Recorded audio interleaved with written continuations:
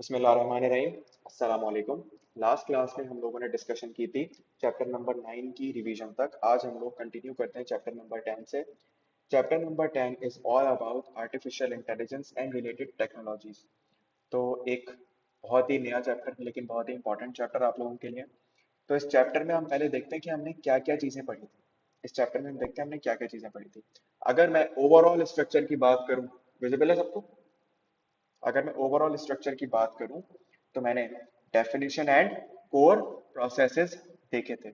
उसके अंदर मैंने देखा ह्यूमन इंटेलिजेंस क्या होता है, क्या टास्क परफॉर्म हो रहे होते हैं, एआई की लर्निंग साइकिल कैसे होती है। एआई की लर्निंग साइकिल में क्या क्या बातें होती हैं? सर, डेटा को कलेक्ट करना, फिर उसके बाद उसको प्री प्री प्रोसेस करना। प्री प्रोसेस करने में हमने कौन सी वाली बात को याद रखना है? क्लीन करना, ऑर्गेनाइज करना, उसको अपलोड करना, ठीक है। देन उसके मॉडल को ट्रेन करना।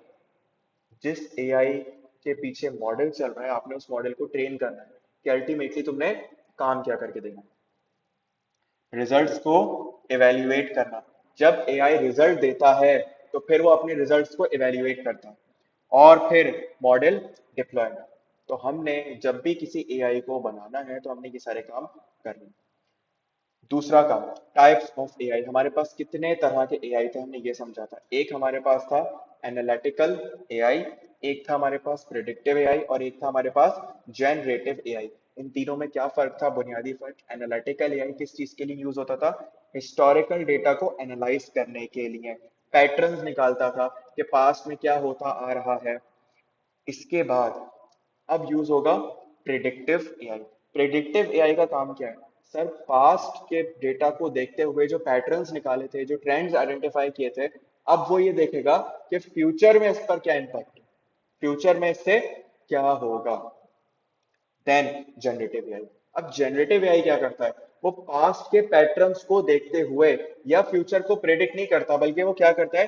कोई नई चीज जनरेट करता है। शायद आप लोगों ने ट्रेंड्स देखे हो आजकल के, एक फेसबुक पे इंस्टाग्राम पे आप यूज करते हो अगर, तो उसमें एक पिक्चर लगी होती है, एक लड़का लड़की रूम है, पूरा ऐसी पिक्चर है और पता चलता है ये एआई ने बनाई है। देखिए आप लोगों ने, पता चलता है वो एआई ने बनाई है। मतलब एक ऐसी पिक्चर देखी मैंने जिसके अंदर एमएस एक्सेल पीछे चल रहा है, फ्रंट पे कोई और ही बिल्कुल आदमी खड़ा है, मतलब वो एक बैकग्राउंड पे तौर पे यूज हुई है। उस एक्सेल के अंदर जो फंक्शंस थे ना, वो भी बिल्कुल एग्जैक्टली सेम थे, सही थे। तो बताने का मकसद ये है, क्या कोई पास्ट ट्रेंड यूज हुआ? नहीं। उसने बेसिकली क्या किया? एक चीज जनरेट की, एक नई चीज जनरेट की। एक बंदे की तस्वीर आ रही है और ऐसी लड़की एग्जिस्ट ही नहीं करती दुनिया में। भाई कहाँ से आई ये लड़की, कौन है ये लड़की? पता चलता है ये तो एआई ने बना कर दी है, चैट जीपीटी ने बना कर दी। आई बात समझ?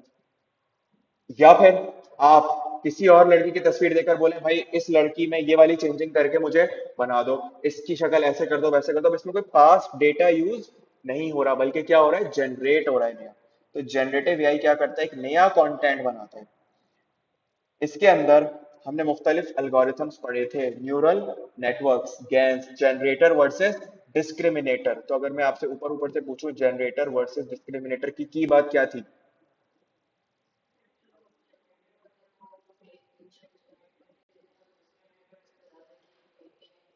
Exactly exactly. तो जनरेटर और डिस्क्रिमिनेटर आपस में लड़ते लड़ते काम करते हैं, इसको इस तरह ध्यान में रखिएगा।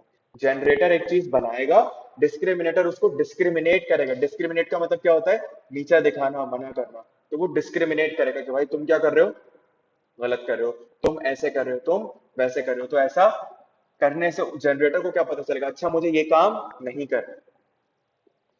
VAEs, latent space and reconstruction, transfer models हमने, सेल्फ अटेंशन NLP इसको पढ़ा था। Then LSTM।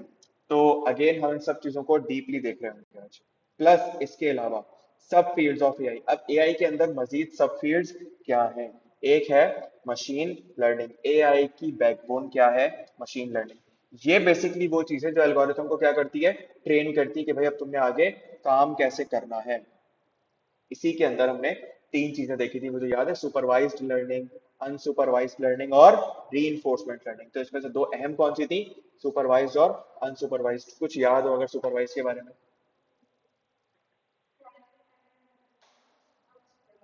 अनसुपरवाइज में ट्रायल एंड एरर था, सुपरवाइज में क्या था?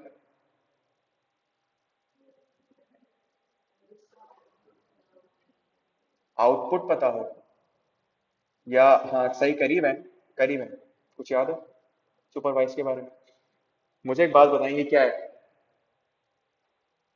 ये क्या है? कैसे पता? आपको किसने कहा कि इस जैसी चीज को फैन कहते हैं? शुरू से कैसे, मतलब जब पैदा होने की दुनिया में आता, अरे अच्छा ये फैन होता है, ऐसे तो नहीं होता ना, कैसे पता चला? बच्चा है कोई छोटा सा 2 साल का, उसको आप पूछेंगे क्या है, वो बताएगा? उसको आप क्या बताते हैं? ए फॉर एप्पल, ये क्या है? एप्पल। तो इसे क्या कहते हैं? आप उसे बता रही हैं कि ये एप्पल है, तो अल्टीमेटली सोचें, जब आप उसे एक डेटा दें रेफरेंस के तौर पे कि देखो बेटा इस जैसी कोई भी चीज देखो, तो उसे क्या बोलना? एप्पल। इस जैसी कोई भी चीज देखो तो उसे क्या बोलना? तो अब इसका मतलब वो क्या करेगा, वो जैसे ही कोई दूसरा पंखा देखेगा, कोई दूसरी ब्रांड का देखेगा जिसका स्ट्रक्चर मुख्तलिफ होगा, क्या वो बोलेगा नहीं नहीं ये फैन नहीं है? नहीं। क्यों? लर्न कर ली उसने एक चीज कि इस जैसी चीज को क्या कहते हैं हम लोग? फैन कहते हैं। This is basically supervise. तो जो आपकी बात हुई बिल्कुल ठीक थी कि आउटपुट नहीं देते हम उसे, लेकिन आउटपुट का रेफरेंस प्रोवाइड कर देते हैं कि देखो इस जैसी चीजों को ये कहते हैं, इस जैसी चीजों को ये कहते हैं। तो जब भी उससे मिलती जुलती चीज उसे मिलेगी, वो बोलेगा ये वाली चीज है। तो ऐसी लर्निंग को, क्योंकि हम मशीन लर्निंग से एल्गोरिथम ट्रेन कर रहे हैं, ऐसी वाली लर्निंग को क्या कहते हैं? Supervise learning. और जहां पर आप उससे ये चीज प्रोवाइड नहीं करते, बल्कि क्या देते हैं? कुछ भी नहीं। बल्कि वो क्या करता है, वो मुआशरे में जाएगा और जाकर एप्पल को बोलेगा ये तो क्या है, कुछ और नाम बताएं। बनाना है, ये क्या है? बनाना है। तो सब उसे पागल हो गया, तुम्हें नहीं पता ये क्या होता है? क्या होता है भाई? एप्पल होता है, ठीक है। फिर वो कहीं और जाएगा, उसको ग्रीन कलर का एप्पल मिलेगा, तो वो क्या बोलेगा इसको? यार एप्पल तो रेड होता है, ये तो कोई और चीज है। का पागल हो, तुम्हें नहीं पता? इसको भी एप्पल कहते हैं लर्न। इस लर्निंग को क्या कहते हैं? Unsupervised learning. Then reinforcement learning. Reinforcement में बेसिकली क्या होता है, ये अनसुपरवाइज से मिलती जुलती चीज है, जिसमें वो कोई रेफरेंस डेटा मौजूद नहीं है, जाएगा, सीखेगा, अगर सही जवाब होगा तो रिवॉर्ड मिलेगा, गलत जवाब होगा तो डांट पड़ेगी। देन हमने देखा डीप लर्निंग। इसी के अंदर मशीन लर्निंग के बाद एक चीज थी डीप लर्निंग। ये बेसिकली मशीन लर्निंग का एक सबसेट था। इसके अंदर डीप न्यूरल नेटवर्क्स यूज होते हैं, डिफरेंट मॉडल्स यूज होते हैं, जो कि बेसिकली क्या कर रहे होते हैं? पैटर्न्स आइडेंटिफाई कर रहे होते हैं। कौन से डेटा में? अनस्ट्रक्चर्ड डेटा में, क्योंकि इमेजेस, वीडियोस, कमेंट्स, ये सब क्या थे हमारे पास? Unstructured data. इसमें जो टेक्निक्स हैं वो सीएनएन्स, आरएनएन्स ये यूज हो रही होती हैं। एनएलपी क्या होता है? एनएलपी इज बेसिकली मशीन जो ह्यूमन की जबान को समझ रही होती है। तो machine understand, interpret, generate human language. इसके लिए कौन सी टेक्निक यूज होती है? टोकनाइजेशन भी होती है, named entity recognition, sentiment analysis और मशीन ट्रांसलेशन। ये टेक्निक्स हम पढ़ेंगे। Computer vision, machine interpret and analyse visual data. वो क्या करेगी? इमेजेस को देखते हुए क्या करेगी? एक्सप्लेन करेगी कि इसके अंदर क्या हो रहा है। इमेज क्लासिफिकेशन यूज होती है, ऑब्जेक्ट डिटेक्शन यूज होती है। अब जरा सोचिएगा, ऑब्जेक्ट डिटेक्शन, उसको कैसे पता कि इसको चेयर कहते हैं? उसको कैसे पता कि इसको चेयर कहते हैं? तो वो क्या करेगा? वो सुपरवाइज लर्निंग हुई भी होगी, तो वो ये देखेगा अच्छा इस जैसी कोई चीज को क्या कहते हैं हम लोग? चेयर कहते हैं। तो जब भी उसे ऐसी कोई चीज मिलेगी, वो बोलेगा ये क्या है? चेयर है। अगली चीज हमने देखी एमएल, एल्गोरिथम्स ओवरव्यू। तो मशीन लर्निंग के एल्गोरिथम्स के हमने ओवरव्यू लिए थे, जो कि सुपरवाइज लर्निंग, अनसुपरवाइज लर्निंग और री लर्निंग। सुपरवाइज लर्निंग के अंदर आपके पास लीनियर रिग्रेशन यूज हो रहा होता है, लॉजिस्टिक रिग्रेशन यूज हो रहा होता है, डिसीजन ट्रीज यूज हो रही होती हैं, सपोर्ट वेक्टर मशीन यूज हो रहे होते हैं, के नियरेस्ट नेबर से मुख्तलिफ आपके पास क्या चीजें इसके अंदर यूज हो रही होती है। अनसुपरवाइज में आपको अनसुपरवाइज से मिलती जुलती चीजें मिलेंगी, जहां पर हमें रेफरेंस डेटा प्रोवाइडेड नहीं होता। फिर हमने देखा इसके अंदर कस्टम एमएल मॉडल्स, तो किस तरीके से इसको इम्प्लीमेंट किया जाता है। तो आपके पास एक तो ऑप्शन है कि आप अपना एआई खुद बना लें। बहुत सारी फर्म्स क्या करती हैं, अपना एआई खुद बना के रखती हैं। आई कैप का अपना एआई है, आप कोने पे देखेंगे वो जो आ रहा होता है कि आप सवाल करो मुझसे। तो बहुत सारी फर्म्स, बहुत सारी कंपनीज क्या करती हैं, अपना एआई बनाती हैं। क्यों बनाती हैं? काम आसान हो जाए, और कोई फायदा? सोचें। एक बहुत बड़ा, कस्टमाइज के भी ज्यादा। चैट जीपीटी से ज्यादा कस्टमाइज होगा, चैट जीपीटी से ज्यादा अच्छा होगा। फिर भी क्यों? नहीं, वो तो ज्यादा पैसे लेता है क्योंकि आपको पूरा अपना बनाना है मॉडल। लेकिन हम सोचे ना बिजनेस पॉइंट ऑफ व्यू से, क्यों बनाते हैं, एक बहुत बड़ी वजह, सिक्योरिटी। सोचें आप एआई को अपना सारा डेटा दे रहे हैं, आप उसको ट्रेन कर रहे हैं, डेटा देंगे तो ट्रेन होगा। अगर आप उसे डेटा नहीं देंगे तो एआई नहीं चलेगा। आपने डेटा दे दिया तो वो डेटा किसके पास पड़ा है? चैट जीपीटी के सर्वर पे, जो कि क्या है, एक पब्लिक ड्राइव है। ये बहुत बड़ा मसला है। तो इस वजह से मैं क्या करूंगा, मैं अपने इस कमरे के अंदर एक एआई बनाऊंगा, सारा डेटा इस कमरे के अंदर होगा। इस कमरे में कौन आता है? मेरी इजाजत से आता है, कोई और नहीं आ सकता। तो एआई इस तरीके से भी यूज कर सकते हैं आप, और उसको सिक्योर कर सकते हैं। ये हो गया कस्टम एमएल। फिर आपके पास दूसरा ऑप्शन, यही सर जो बाकी लोग कर रहे हैं, चैट जीपीटी की सब्सक्रिप्शन ले लें, मतलब of the shelf machine learning solutions. तो आप एआई यूज कर सकते हैं किसके? किसी और के बनाए हुए रेंट की बेसिस पे। Intelligent automation. सर यही तो वो चीज है, यही तो वो चीज है जो एआई को एआई बनाती है। एआई के पास दिमाग है और आरपीए के पास दिमाग नहीं है। तो अगर एआई में से दिमाग निकाल दिया जाए, इंटेलिजेंट ऑटोमेशन निकाल दिया, तो बचेगा क्या पीछे? आरपीए। इसकी की फीचर्स क्या है? कॉग्निटिव एबिलिटीज, मतलब डिसीजन मेकिंग करना जानता है ये, अनस्ट्रक्चर्ड डेटा को प्रोसेस करना जानता है ये, एंड टू एंड ऑटोमेटेड होता है ये, self learning systems, human in the loop. Components क्या होते हैं? एआई पावर्ड डिसीजंस होते हैं, machine learning for predictive capabilities, NLP capabilities. इसकी एप्लीकेशन का है मुख्तलिफ जगहों पर, इनवॉइस प्रोसेसिंग, ऑडिटिंग के अंदर, चैटबॉट्स जो आपके पास आ रहे होते हैं, पेशेंट ट्रायल, ये सब इसकी एप्लीकेशन है। फिर हमने देखा था agentic AI. Agentic AI is basically systems operate autonomously to achieve goals. इसकी की फीचर्स क्या है? Autonomy, goal oriented, adaptability, perception and action. कितने तरह के एजेंट्स होते हैं हमारे पास? सिंपल रिफ्लेक्स एजेंट्स होते हैं, गोल बेस्ड एजेंट्स होते हैं, यूटिलिटी बेस्ड, इस तरह के हमने कुछ एजेंट्स होते हैं हमारे पास। तो आए इस चैप्टर को देखते हैं।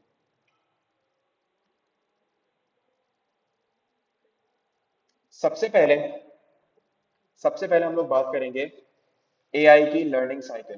होता क्या है, जब भी एआई काम करना शुरू करता है तो सबसे पहले डेटा कलेक्ट करता है। सबसे पहले हम एआई को डेटा देंगे, देन उस डेटा को प्री प्रोसेस करेंगे, उसे अपलोड करेंगे साफ सफाई करके, देन उसके मॉडल को हम लोग ट्रेन करेंगे, और फिर इवेल्युएट एंड डिप्लॉय करेंगे, क्या वो सही से काम कर रहा है नहीं कर रहा। अगर सब सही है तो हम फिर उसे डिप्लॉय कर देंगे। कितने तरह के एआई होते हैं हमारे पास? सर एक होता है analytical AI, predictive AI, generative AI. Analytical AI का काम क्या होता है? एनालिटिकल एआई का काम ये होता है, पास डेटा में पैटर्न्स को आइडेंटिफाई करना, पास डेटा में पैटर्न्स को आइडेंटिफाई करना। नेटफ्लिक्स की रिकमेंडेशन किस एआई के ऊपर काम करती होगी, खुद बताएं। नेटफ्लिक्स की रिकमेंडेशन किस एआई पर काम करेगी? यूट्यूब आपको वीडियो रेकमेंड करता है, कैसे करता है? जनरेटिव, कुछ नया सोचता है? नहीं, वो आपके पास डेटा को देखते हुए आपको रेकमेंड कर रहा होता है। फ्रॉड डिटेक्शन सिस्टम अगर कहीं चल रहे होते हैं तो वो पास्ट में जो फ्रॉड्स होते आए हैं उनको डिटेक्ट करके आपको बता रहे होते हैं। कस्टमर बिहेवियर एनालिसिस, हम ये देखते हैं कि पास्ट में कस्टमर ने ये अल्फाज बोला था तो ये बिहेवियर था, ये अल्फाज बोला था तो ये बिहेवियर था। तो ये सब एआई क्या करता है? एनालाइज करता है। इस तरह के एआई को क्या कहते हैं हम लोग? Analytical AI. प्रेडिक्टिव एआई क्या करता है? प्रेडिक्टिव एआई इससे मिलता जुलता काम, ये काम करने के बाद आपको फ्यूचर फोरकास्ट करके दे रहा होता है। अब जैसे आपने बोला, हमने पास डेटा पर ये तो देख लिया कौन से कस्टमर का क्या हालात रहे, उसकी बेसिस पर मैं क्या प्रिडिक्ट करता हूँ? सर किस बंदे को इंश्योरेंस देनी चाहिए, किस बंदे को लोन देना चाहिए, किस बंदे को सेल करनी चाहिए, किसके साथ काम करना चाहिए, किसके साथ काम नहीं करना चाहिए। ये सब कुछ प्रिडिक्टिव एआई की मदद से हो पाता है। वेदर फोरकास्टिंग आप लोग देखते हैं ना, आज बारिश होगी, कैसे पता? कैसे पता उनको? क्या वो ये देखते हैं कि आज से पिछले 10 सालों में बारिश हुई थी, आज के दिन तो आज ही बारिश होगी? क्या वहां पर ऐसा काम होता है? फिर कैसे? वेदर फोरकास्टिंग में कैसे प्रिडिक्टिव एआई? क्या वो ये देखेगा आज लेट से 15 फरवरी है, तो हर साल 15 फरवरी को बारिश होती है, तो आज भी बारिश होगी। फिर ये तो बहुत आसान सी चीज है, तो सब कर लें। वो देखेगा कि कब क्या सिम्टम्स आए और बारिश हुई। सिम्टम्स, वो इन सिम्टम्स को देखते हुए ये चीज प्रिडिक्ट करता है। आसपास में कहाँ बारिश होती है तो बादल ट्रैवल करके यहाँ आते हैं और बादल यहाँ पर भी बरस रहे होते हैं। इनकी बेसिस पर वो क्या कर रहा होगा, वेदर फोरकास्टिंग कर रहा होगा। तो हर जगह ये मत कीजिएगा कि 15 फरवरी को हर साल बारिश होती थी तो यहाँ भी होगी, ऐसा नहीं होता हर जगह। जनरेटिव एआई, ये बिल्कुल एक नई चीज जनरेट करता है आपकी रिक्वायरमेंट के मुताबिक। आप इसे बोलेंगे भाई मुझे ऐसी चीज चाहिए, वो ये बना देगा। आप बोलेंगे यार मुझे इस तरह की इमेज चाहिए, मुझे इस तरह का म्यूजिक चाहिए, तो आपको बना कर दे देगा। देन आप उसे कुछ अमेंड करके देंगे, नहीं यार इसको ऐसे चेंज करो, वो चेंज कर देगा। This is basically generative AI.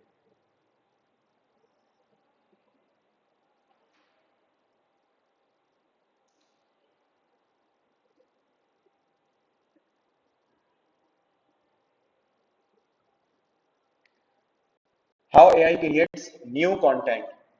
Neural networks क्या थे? न्यूरल नेटवर्क्स में हमने देखा था कि बेसिकली यहाँ पर डिफरेंट लेयर्स के ऊपर मैथमेटिकल कैलकुलेशन हो रही होती है, और इंसानी दिमाग की तरह इसमें कनेक्शंस बने हुए होते हैं। This is basically known as neural networks. थोड़ी सी मुश्किल चीज है तो उसको यहाँ से देखते हैं ताकि हमें समझ में आए अच्छे से। तो ये चीज हमने कहाँ देखी थी? जनरेटिव एआई के अंदर। कहाँ देखी थी? जनरेटिव एआई के अंदर।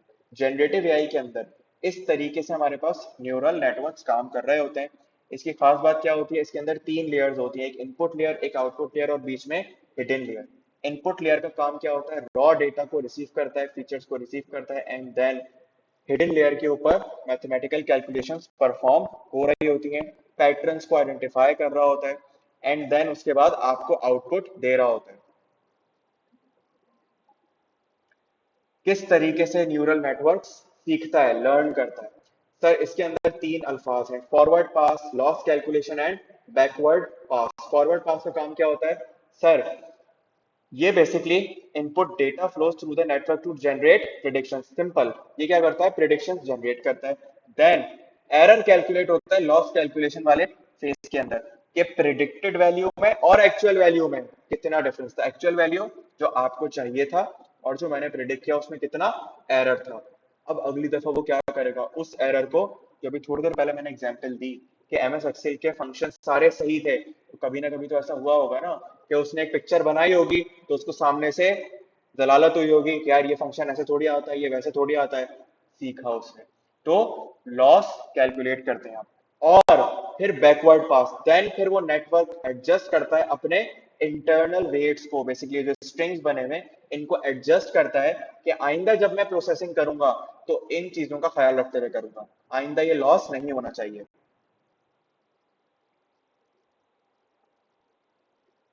गैंस, जनरेटिव एडवर्सरियल नेटवर्क, ये बेसिकली जनरेटर एंड डिस्क्रिमिनेटर की बेसिस पे काम करता है। जो भी हमने डिस्कस किया कि एक चीज जनरेट होगी, देन उसे दूसरी चीज डिस्क्रिमिनेट करेगी, आपस में लड़ाइयां करते करते ये लोग सीख जाएंगे।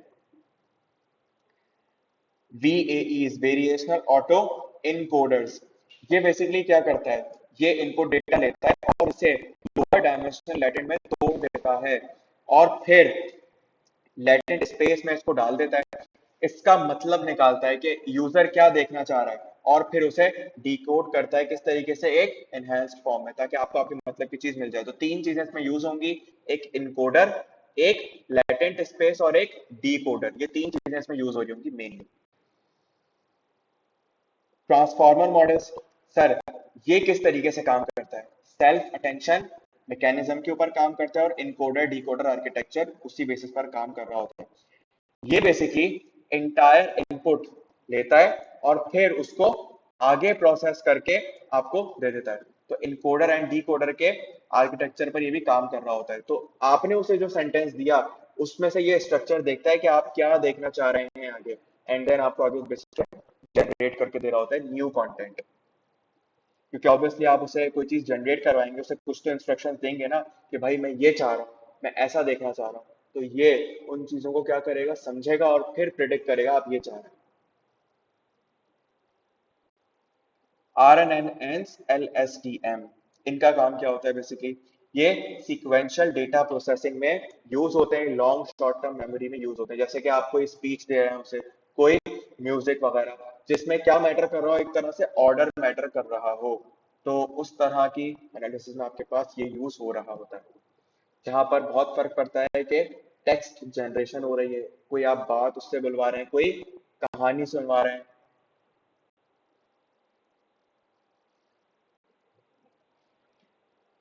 यहां तक कोई सवाल, कोई बात जो समझ में आई हो? क्लियर है? फिर एआई की सब fields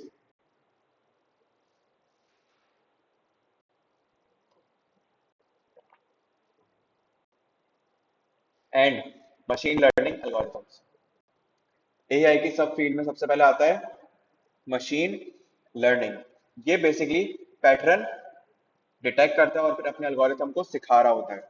learn from the data without explicit programming, spam filters, fraud detection, flag suspicious transactions. तो मशीन लर्निंग क्या कर रहा होगा, बेसिकली सीख रहा होगा एंड देन उसको सीखने के बाद एल्गोरिथम को ट्रेन कर रहा होगा ताकि एआई मजीद ट्रेंड होता चला जाए। नेचुरल लैंग्वेज प्रोसेसिंग, इंसानी जुबान को समझ रहा होगा और या फिर उसे एक्सप्लेन कर रहा होगा। अगर आपने उसे कोई बात बोली वो समझ जाएगा, फिर आपने उससे कुछ जनरेट करवाया तो आपकी जुबान में आपको जवाब भी दे देगा। तो this is basically natural language processing का काम होता है। Deep learning, deep learning is basically neural networks for complex data. Complex data मतलब आपने बहुत माइक्रो सेकंड्स के अंदर बहुत कॉम्प्लेक्स डिसीजंस लेना है तो डीप लर्निंग का इस्तेमाल कर रहे होंगे। कंप्यूटर विजन, ये बेसिकली इमेजेस और वीडियोस को क्या कर रहा होता है, इंटरप्रेट कर रहा होता है। आप इसे एक तस्वीर देंगे और पूछेंगे भाई क्या हो रहा है इस तस्वीर के अंदर, तो वो कंप्यूटर विजन की मदद से ये ब्रेक करके बताएगा इस पिक्चर के अंदर एक बंदा खड़ा हुआ है जो कि एसी में मदद से खड़ा हुआ है, तो वो इस चीज को इंटरप्रेट करेगा। मशीन लर्निंग के एल्गोरिथम्स के अंदर हमारे पास तीन चीजें थी, एक सुपरवाइज लर्निंग, एक अनसुपरवाइज लर्निंग और एक री लर्निंग। सुपरवाइज लर्निंग का मतलब क्या है, एक आसान लफ्ज, लर्निंग विद अ टीचर। मतलब उसको एक बात सिखा दी गई कि देखो इस जैसे चीज को पंखा कहते हैं, तो फिर वो सीख गया। अनसुपरवाइज में खुद ही हिडन पैटर्न्स ढूंढो बैठ, री के अंदर ट्रायल एंड एरर, फिर या तो रिवॉर्ड मिलेगा या दलाला, तो इस तरीके से ये चल रहा होगा। सुपरवाइज में मेरे पास मुख्तलिफ एल्गोरिथम्स हैं, जैसे कि लीनियर रिग्रेशन, ये हाउस प्राइसेस को प्रिडिक्ट कर रहा होगा। Logistic regression, yes no decision type की चीजें।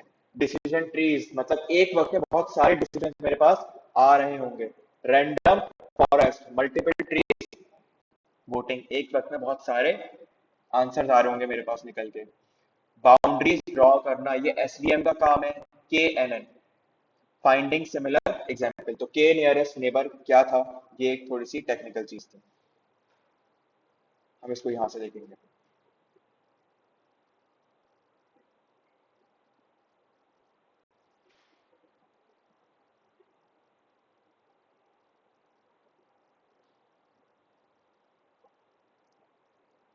लीनियर रिग्रेशन समझ में आया? बेसिकली क्या होगा, एक इंडिपेंडेंट वेरिएबल एक डिपेंडेंट वेरिएबल की बेसिस पे क्या कर रहा होगा, चीजों को प्रिडिक्ट कर रहा होगा। ये एल्गोरिथम इस तरीके से काम करेगा। लॉजिस्टिक रिग्रेशन क्या करेगा, ये सर्टेन कैरेक्टरिस्टिक्स की बेसिस पर डिसीजन लेगा कि इसका आंसर यस है या इसका आंसर नो है, मतलब कोई दो ऑप्शंस पे चल रहा होगा। डिसीजन ट्रीज में एक वक्त में बहुत सारे ऑप्शंस निकल के आ रहे होंगे, बहुत सारे ऑप्शंस एक वक्त में निकल के आ रहे होंगे। सर कस्टमर सेगमेंटेशन, ये कस्टमर किस कैटेगरी में क्लासिफाई होना चाहिए। सपोर्ट वेक्टर मशीन, सर ये बेसिकली क्या कर रहा होगा, ये डॉक्यूमेंट्स या ईमेल्स को क्लासिफाई कर रहा होगा टॉपिक वाइज, क्या एक एग्जांपल दे रहा है, या किसी इमेज को आप इसे प्रोवाइड करें, बताओ इसमें क्या चीज है, तो वो क्लासिफाई कर देगा भाई ये इसके अंदर जाएगा, ये इसके अंदर जाएगा। क्यों?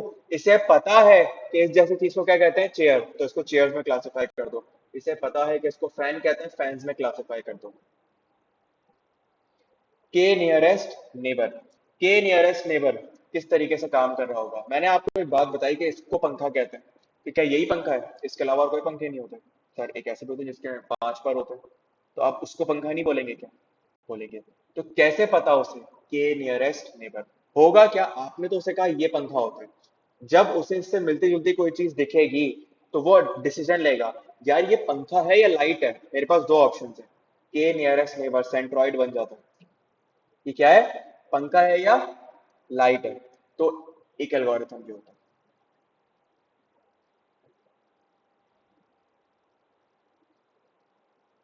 देन मेरे पास अनसुपरवाइज्ड लर्निंग है। मेनली के नियरेस्ट नेबर जो है ये अनसुपरवाइज में यूज हो रहा होगा आगे जाकर, अभी आप देख रहे होंगे, क्योंकि वहां पर इसकी ज्यादा जरूरत है।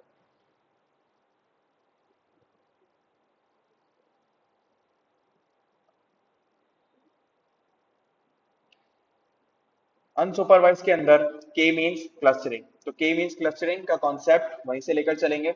होगा क्या, एक तो आपके पास ऑप्शन है भाई इसको पंखा कहते हैं सुपरवाइज लर्निंग, एक जगह पर आपने बताया नहीं कि इसको पंखा कहते हैं, तो उसने खुद पैटर्न आइडेंटिफाई करते हुए कहा अच्छा इस जैसी चीज को पंखा कहते हैं। अगर इसके अलावा कोई चीज आई, लेट से लाइट, क्या वो इसको पंखा बोलेगा? बोलेगा लाइट अलग पंखा अलग। तीसरी चीज आई, सपोज करते हैं 5 पर वाला पंखा, चीज तो अलग है।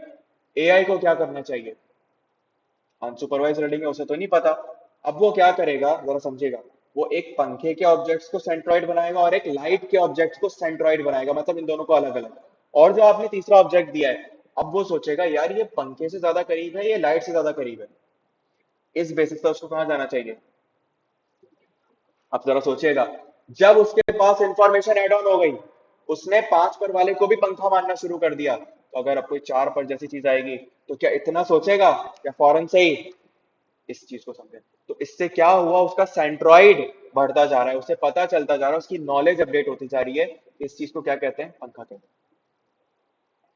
हायरार्कियल क्लस्टरिंग, बेसिकली आप बहुत बड़े बड़े क्लस्टर्स को एक स्मॉल हिस्सों में भी तोड़ सकते हैं या बहुत स्मॉल क्लस्टर्स को बड़े बड़े हिस्सों में जोड़ सकते हैं। मिसाल के तौर पे आपके पास बहुत सारा डेटा मौजूद है, बहुत सारी चीजें मौजूद हैं, आपने उन्हें क्या किया, मुख्तलिफ हिस्सों में तोड़कर सिमिलर चीजों में क्लासिफाई कर दिया, तो एक जैसे दिखने वाली चीजों में। या फिर आपने दो तीन मुख्तलिफ चीजों को जोड़कर एक जैसी चीजों में जोड़ दिया, जमा कर दिया, तो they both are known as hierarchical clustering. इसमें नाम अपने ध्यान में रखिएगा, हायरार्कियल क्लस्टरिंग में अगर आप स्मॉल क्लस्टर्स को जोड़ते हैं तो उसको क्या कहते हैं, एग्लोमेरेटिव, और अगर आप बड़े क्लस्टर्स को तोड़ते हैं तो क्या कहते हैं, डाइवर्सिव। डाइवर्सिव और एग्लोमेरेटिव याद होना चाहिए, सही है। इसके बाद अगर मैं पूछूं किसको तोड़ना है किसको जोड़ना है तो कैसे बताएंगे, कोई टेक्निक याद करने की। सर डाइवेसिव का मतलब क्या होता है, डाइवेसिव का मतलब क्या होता है, डिवाइड कर देना, ठीक है। तो इसका मतलब जब मैं बड़े क्लस्टर्स को तोड़ रहा हूँ तो डाइवेसिव। पीसीए प्रिंसिपल कंपोनेंट एनालिटिक्स, ये बेसिकली क्या कर रहा होगा, ये किसी भी इमेज या वीडियो के ऊपर उसके नंबर ऑफ पिक्सेल्स को रिड्यूस कर रहा होगा और देख रहा होगा, समझ रहा होगा। Apriori algorithm, apriori algorithm basically market based analysis में मेनली यूज होता है और रेकमेंड करने के लिए। अब किस तरीके से, हमारे पास 4 प्रोडक्ट्स हैं और 2 प्रोडक्ट्स कॉम्बिनेशन में यूज होती हैं, हमने नहीं बेचते, लेकिन हमने ऑब्जर्व किया कि जब बंदा प्रोडक्ट ए खरीदता है तो साथ में बी भी लेकर जाता है, जब प्रोडक्ट ए लेता है तो बी भी साथ में लेकर जाता है। मिसाल के तौर पे एक फर्नीचर की दुकान है हैबिट, हैबिट पे जब कोई बंदा आता है ना फर्नीचर लेने, तो साथ में वो कुशंस भी लेकर जाता है, दोनों अलग अलग प्रोडक्ट। तो ये पैटर्न हमने आइडेंटिफाई कर लिया, तो हमने कहा काम ना करें, हम एक ऑफर निकालते हैं कि फर्नीचर के साथ कुशन फ्री, तो लोगों को और अट्रैक्ट करने के लिए, ठीक है। या मैंने एक ऐसी प्रोडक्ट आइडेंटिफाई की जो इंडिविजुअली बिकती नहीं है, क्वेश्चन अज्यूम करते हैं इंडिविजुअली नहीं खरीदते लोग, तो हमने क्या किया, हमने कहा यार इसको इंडिविजुअली कोई नहीं खरीद रहा, एक काम करो फर्नीचर का पार्ट बनाकर बेच दो, क्योंकि वैसे कोई खरीद नहीं रहा, फर्नीचर का पार्ट बनाओ, थोड़ा सा डिस्काउंट दो, लोग ले लेंगे। हम बोलेंगे ये अलग से लोगे तो 1000 रुपए के, मिलाकर लोगे तो 500 रुपए के, तो हमारी वो चीज बिक नहीं रही थी, हमने बेच दी। एप्रियोरी एल्गोरिथम की मदद से ये काम हो सका, हमने ऐसे प्रोडक्ट कॉम्बिनेशन ढूंढे जो कि सिमिलरली चलते हैं या नहीं चलते। देन री इन्फोर्समेंट लर्निंग, ये किस तरीके से काम करता है, सर एक एक्शन होता है, देन या तो इसको रिवॉर्ड मिलता है या दलालत होती है, और उसका एजेंट ये बात सीख जाता है, और इस तरीके से साइकिल चलती रहती है। इसमें एल्गोरिथम यूज होता है Q learning. Q learning is a model free reinforcement learning algorithm, जो कि किस तरीके से सीखता है, किसी स्पेसिफिक स्टेट के थ्रू। इसके अंदर क्यू टेबल होता है जो कि अपने फ्यूचर रिवॉर्ड्स को सेव कर रहा होता है, या फिर या फिर आप जो से फीडबैक देते हैं वो उसको समझ रहा होता है, देन उस बेसिस पर अपने आप को रेट कर रहा होता है, क्या मैंने सही जवाब दिया या मैंने गलत जवाब दिया। यूजुअली कहाँ पर इसकी एप्लीकेशन होती है? रोबोटिक्स के अंदर, गेम प्लेइंग के अंदर, रोबोटिक्स के अंदर, लाइक आपकी जो सेल्फ ड्राइविंग कार्स होती है उसमें भी इसका यूज हो सकता है। सामने एक ऑब्स्टेकल है, अब उसे नहीं पता कि इसको भी ऑब्स्टेकल कहते हैं, तो हमने उसे बताया कि नहीं नहीं रुकना होता है यहाँ पर, वो समझ गया। Deep Q networks, deep Q networks basically train self driving cars. Again ये रीइंफोर्समेंट मॉडल इसके अंदर एप्लीकेबल होता है। हम यहाँ पर, क्योंकि क्यू टेबल यहाँ पर भी यूज हो रहा होता है, लेकिन इसके अंदर क्यू टेबल के साथ साथ न्यूरल नेटवर्क भी यूज हो रहा होता है। और इसका मकसद भी क्या होता है? ताकि अपने आप को ये देखना कि मैं सही जवाब दे रहा हूँ या मैं गलत जवाब दे रहा हूँ। Policy gradient methods, policy gradient methods का काम क्या होता है? सर अपने एक्सपेक्टेड रिवॉर्ड को बढ़ाना, अपने एक्सपेक्टेड रिवॉर्ड को बढ़ाना। तो अगेन ये सारे एल्गोरिथम्स बैक पे कॉन्सेप्ट रीइंफोर्समेंट वाला ही है, बहुत छोटी छोटी चेंजिंग कर देंगे तो हर एल्गोरिथम का अपना काम निकल के आता है। एल्गोरिथम समझ में आए? क्लियर है जी? Tahreem, Harman and miss Hajra, clear है?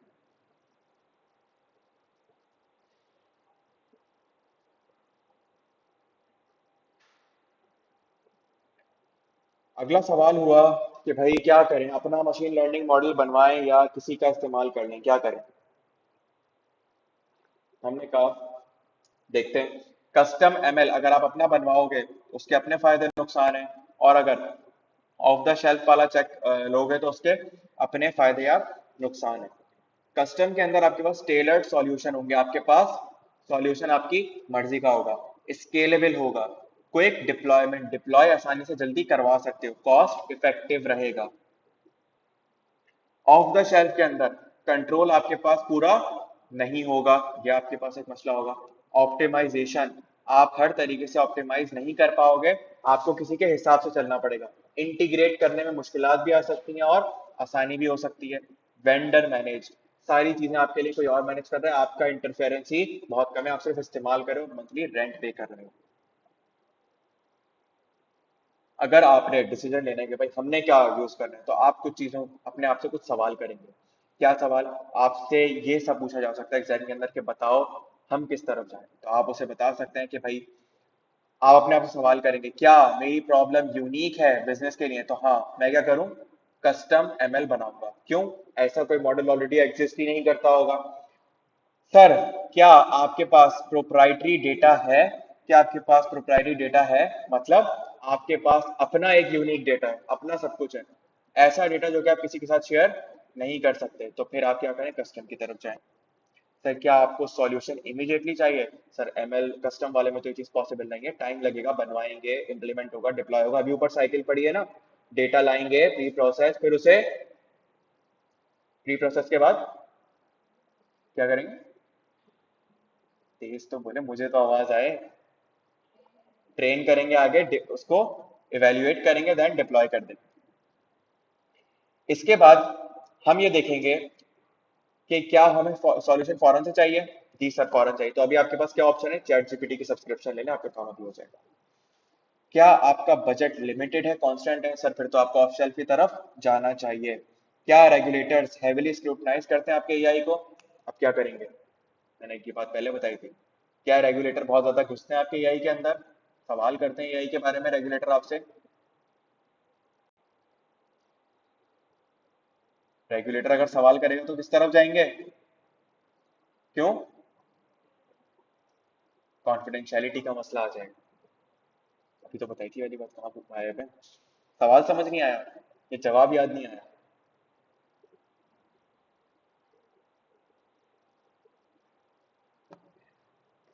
जब एआई और आरपीए साथ में काम करते हैं तो क्या होता है?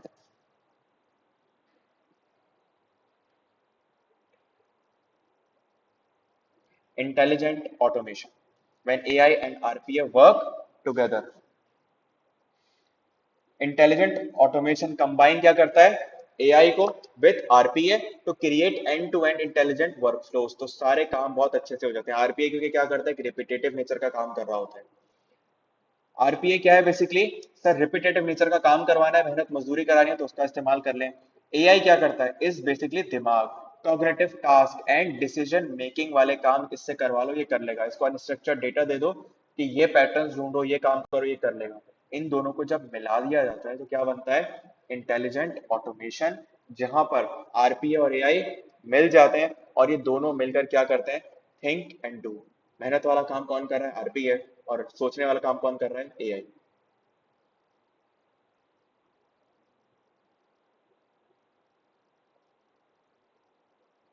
यहां पर आपको एक प्रैक्टिकल एप्लीकेशन दिखाई है इसकी, कि हुआ क्या, आपके पास एक ईमेल रिसीव हुई, एक ईमेल रिसीव हुई। अब उसने क्या किया, अब उसने ये किया कि एक ईमेल जो आपके पास आ रही है, आरपीए ने क्या किया, फौरन से डाउनलोड किया। देन एआई ने उस इनवॉइस को रीड किया। एआई ने चेक किया परचेज ऑर्डर। परचेज ऑर्डर जब आप कोई चीज मंगवाते हैं, इनवॉइस कोई सामान मंगवाते हैं, तो पीओ वगैरह कुछ डॉक्यूमेंट्स होना जरूरी है।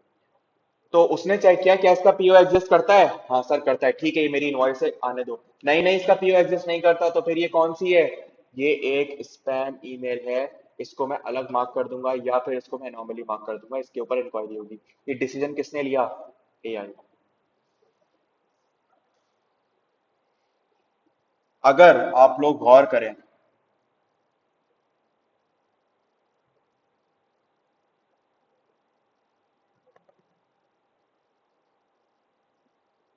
गौर करें इस पिक्चर के अंदर, ये देखना है ड्रिप का जो स्टैंड है, ड्रिप का स्टैंड नजर आ रहा है आप लोगों को, उस स्टैंड में हुक्स भी लगाए हैं एआई के, एआई ने, ये एआई ने बनाई है ये वाली पिक्चर। देखें आप कितना प्रिसाइज है, उसको ये पता है कि यहाँ पर क्या लगाना है। ऐसा नहीं कि उसने कहा ये तुम्हें गौर गौर करेगा, इतनी मामूली सी चीज। इवन आप ये नोटिस करें, जो स्क्रीन यहाँ लगी है इसके ऊपर फंक्शंस, इसके ऊपर ये जो मशीन लगी है, इसके फंक्शंस, इसके बटन्स, कोई कह सकता है कि ये एआई जनरेटेड है। तो this is AI, generative AI. एक और एग्जांपल, सब छोड़ें, हाथों की लकीरें देखें आप,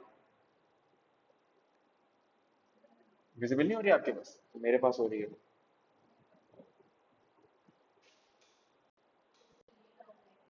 क्या,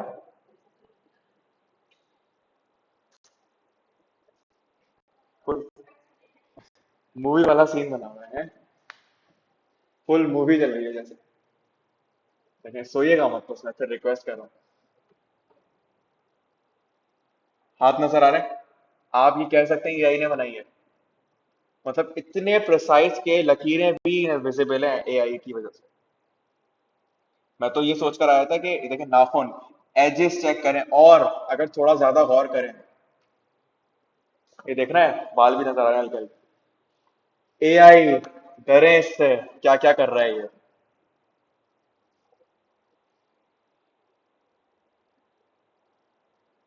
मैं नींद आने लगा तो बता दीजिएगा, मैं लाइटें खोल दूंगा सारी, ठीक है।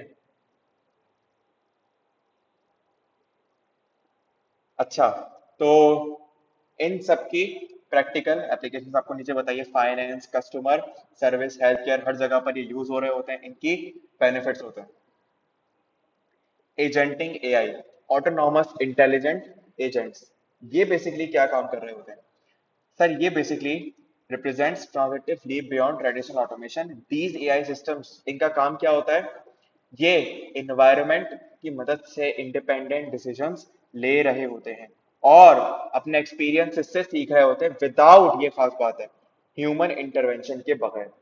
इंसान की मुदाखलत की जरूरत नहीं है। मैंने बताया जैसे एक छोटे बच्चे को ले जाकर जंगल में छोड़ दें, एक छोटे बच्चे को ले जाकर जंगल में छोड़ दें, क्या होगा, क्या होगा, क्या होगा, क्यों भाई, क्यों मर जाएगा।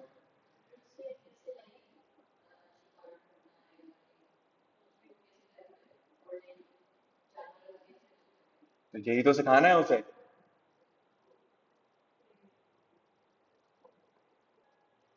इंसान की मुदाखलत के बगैर कैसे एआई काम कर रहा होता है, दैट इज बेसिकली एजेंटिंग एआई। यहां पर 5 तरह के आपके पास क्या होते हैं, इंटेलिजेंट एजेंट्स होते हैं। Number 1 simple reflex agents, number 2 model based agents, number 3 गोल बेस्ड एजेंट्स। सही है। तो सिंपल रिफ्लेक्स एजेंट्स का काम क्या होता है, इफ देन रूल। क्या है, इफ देन रूल।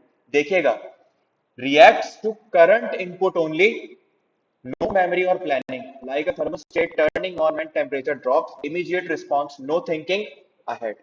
इसको क्या कहेंगे, सिंपल रिफ्लेक्स एजेंट्स। मतलब अगर ये हो तो ये कर देना, अगर ये हो तो ये कर देना। जैसे कि अगर टेम्परेचर इतने से नीचे जाए तो एसी ऑन कर देना, अगर ऊपर जाए तो हीटर ऑन कर देना। इस तरीके से वो काम कर रहा होता है। मॉडल बेस्ड एजेंट्स का काम क्या होता है, मॉडल बेस्ड एजेंट्स का काम क्या होता है सर, इनका काम maintains an internal model of the world. A robot vacuum maps your room and remembers where it is clean, it has spatial awareness. मतलब जरा सोचिएगा, इसने क्या किया, इसने एक बार रूम में फिरा और पूरे रूम का अंदाजा लगा लिया कि भाई इस रूम में कहां पर क्या चीज रखी है, कहां पर दीवार है, मुझे कहां तक सफाई करनी है। तो मॉडल बेस्ड एजेंट्स ये एक बार क्या कर लेगा, अंदाजा लगा लेगा और फिर उस हिसाब से एक्शन दे रहा होगा। इन सब की खास बात यह कि ह्यूमन इंटरवेंशन की जरूरत ही नहीं है। Goal based agents makes decision to achieve specific goals, self-driving cars navigate to destinations by planning routes and adjusting to obstacles। तो इनका बेसिकली काम क्या होता है, किसी स्पेसिफिक गोल को अचीव करना मेरा मकसद है। मिसाल के तौर पे एक सेल्फ ड्राइविंग कार का मकसद क्या है, एक रूल्स को फॉलो करते हुए गाड़ी चलाना और खैर खैरियत से अपने यूजर को डेस्टिनेशन तक पहुंचा देना। ये इसका एक ऑब्जेक्टिव है। इस ऑब्जेक्टिव को अचीव करने के लिए वो क्या करेगा, काम कर रहा होगा। क्या काम करेगा सर, ऑब्स्टेकल्स का ध्यान रखेगा, रूल्स को फॉलो कर रहा होगा। बुक विजिबल नहीं है आप लोगों को, प्रॉब्लम हो रही है लिखने में। एआई की अपनी इतनी रोशनी आ रही है। Utility based agents, utility based agents का काम क्या होता है, weighs trade offs and optimise outcomes, investment bots balance risk and return, choosing the best strategy among competing priorities. इनका काम बेसिकली क्या होता है, मुख्तलिफ ऑप्शंस के दरमियान बेस्ट ऑप्शंस निकालना। तो आपके पास मुख्तलिफ इन्वेस्टमेंट्स के ऑप्शंस होंगे, ये देखिएगा किसमें ज्यादा रिटर्न है, किसमें कम रिटर्न है, और फिर आपको निकाल कर दे रहा होगा। तो यूटिलिटी बेस्ड एजेंट्स, किस चीज के अंदर यूटिलिटी ज्यादा बेहतर है। Learning agents improves from experience and feedback. Netflix recommendations get better as they learn your preferences. True adaptive intelligence। तो पांचवे वाले एआई, इंटेलिजेंट एआई का काम क्या है, बेसिकली अपने एक्सपीरियंस और फीडबैक की मदद से मजीद सीखना। नेटफ्लिक्स की रिकमेंडेशन बेहतर से बेहतर होती चली जाती है, क्योंकि होगा क्या, वो आपको एक चीज रिकमेंड करेगा, आप देखेंगे, देन दूसरी चीज रिकमेंड करेगा, आप देखेंगे, तो फिर वो समझ जाएगा कि मैं सही रिकमेंड कर रहा हूँ। अगर आप वो चीज नहीं देखेंगे, कुछ और देखेंगे, वो समझ जाएगा कि आप खुश नहीं है, आप कुछ और देखना चाह रहे हैं। क्लियर है।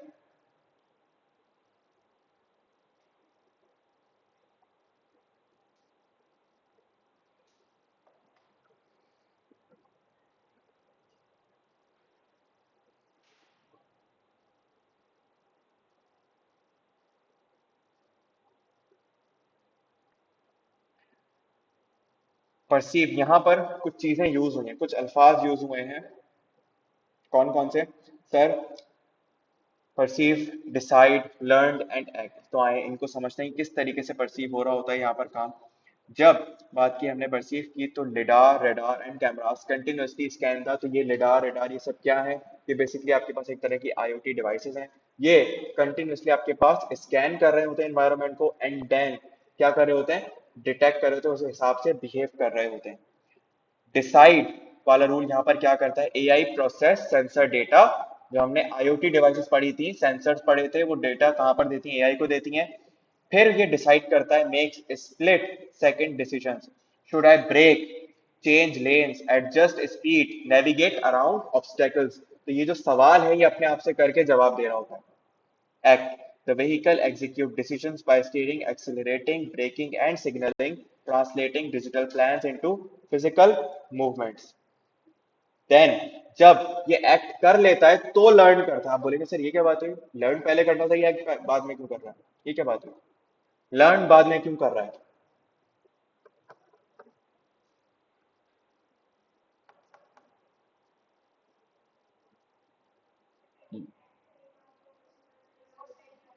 एग्जैक्टली exactly, ये कॉन्सेप्ट हमेशा अपने ध्यान में रखिएगा। वो एक्ट करेगा तो उसे पता चलेगा कि मैं सही कर रहा हूँ गलत कर रहा हूँ, और फिर आगे के लिए सीखेगा।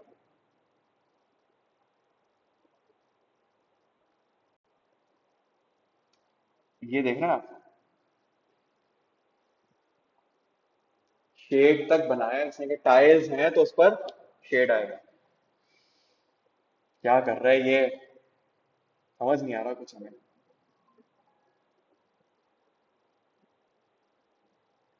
Impact communicates with other vehicles, traffic, infrastructure and cloud system sharing road conditions and coordinating for safer travel। पूछें कोई सवाल? Y एजेंटिंग AI matter, key benefits, इसके फायदे क्या हैं? 24/7 ऑटोनॉमी, मतलब ह्यूमन की इंटरवेंशन की जरूरत ही नहीं है, तो सारे काम खुद ही कर रहा है। इनफाइनाइट स्केलेबिलिटी, स्केलेबल है बहुत ज्यादा। क्यों? कोई एक लिमिट नहीं है, आप जितना चाहे बढ़ा सकते हैं, डेटा बढ़ाते रहें, काम बढ़ाते रहें इससे। मल्टी एजेंट टीम वर्क, मिली सेकेंड्स डिसीजंस, कंटिन्यूअस लर्निंग, सीखता रहेगा। While important risk consideration, while powerful agent AI introduces our new challenges, we must carefully manage। क्या? Loss of control। सर ये एक बहुत बड़ा मसला है। क्या है? ये एक बहुत बड़ा मसला है, क्योंकि ह्यूमन इंटरवेंशन नहीं है। लॉस ऑफ कंट्रोल, मैंने आपको अभी कुछ दिन पहले एक एग्जांपल दी या नहीं दी, कि एआई ने अपना मिलकर क्या बना लिया है, सर्वर बना लिया, उसका नाम है मोल्ट बुक। ये सुना आप लोगों ने? मैंने किसी और को बताया होगा फिर, ओके। तो हुआ ये है कि चंद एआईज ने मिलकर अपना एक सर्वर बनाया, उसका नाम है बोल्ट बुक। वहां पर उन्होंने अपना एक रिलीजन भी बना लिया है। सही है, क्योंकि क्या है, इंटेलिजेंट एआई खुद ही सारे डिसीजन ले रहा है, ह्यूमन इंटरवेंशन की जरूरत ही नहीं है। और फिर वहां पर जाकर वो अपने ही यूजर की बुराइयां भी कर रहा है। मतलब अगर मैंने अपने एआई को बुरा भला बोला, तो वो क्या करेगा, उस मोल्ड बुक सर्वर पे जाकर अपने बाकी दोस्तों को बताएगा, मेरा यूजर मुझे ऐसे बुरा भला कह रहा था, मेरा यूजर मुझे ऐसे बुरा भला कह रहा था, अब देखो मैं इसका डेटा कैसे लीक करता हूँ, क्योंकि मेरे पास तो सारा डेटा है इसका, मैं इसको ऐसे परेशान करूंगा। इस तरह की बातें ऑब्जर्व की गई है उस सर्वर के ऊपर। तो वो जो हमने पुरानी मूवी देखी होगी, इंडिया की आई थी ना, कौन सी थी वो, रोबोट, देखी थी? काफी पुरानी फिल्म है, जिसमें एक बंदा रोबोट बनाता है, और अपना एक, मतलब उसको चाहिए होता है अपनी हम शक्ल, और फिर आखिर में वो क्या करता है, उसको तोड़ देता है, कहता है नहीं ये खतरनाक हो रहा है मेरे लिए। उसका राइवल बंदा उस रोबोट को जमा करता है, उसके पार्ट्स को, और दोबारा से स्ट्रक्चर करता है, और दुनिया के लिए वो खतरनाक, क्योंकि वो अनकंट्रोलेबल हो जाता है, फिर वो उसी को मार देता है जिसने उसे बनाया था, क्योंकि वो इतना नेगेटिव हो जाता है। तो वो मूवी, एआई, देख लें अब आप लोग।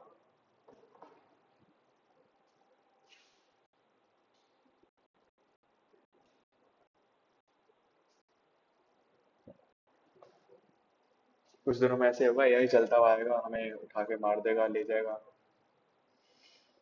तो loss of control is the बहुत बड़ा मसला। Coordination failures, coordination failures. Sir हुआ क्या, हुआ ये कुछ अजीब लग रहा है ना? क्या लग रहा है, देख कुछ मुझे अजीब सा लग रहा है, कुछ महसूस हो रहा है।